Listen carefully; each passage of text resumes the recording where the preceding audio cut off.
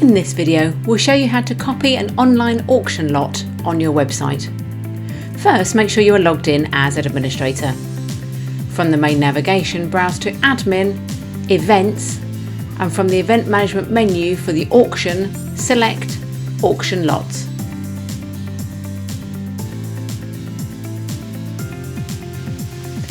Then select Copy from the Manage menu for the lot that you would like to copy. And the new auction lot will appear with the word Copy after it. Click on either the name or Edit Auction from the Manage menu.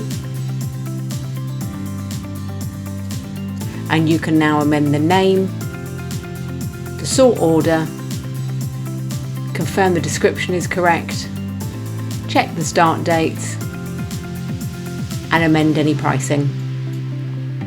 Then click the Update Auction button.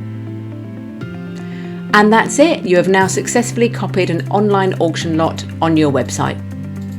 Head to our other tutorials and FAQs for any further guidance you require, from setting up events to holding a raffle. Thanks for watching.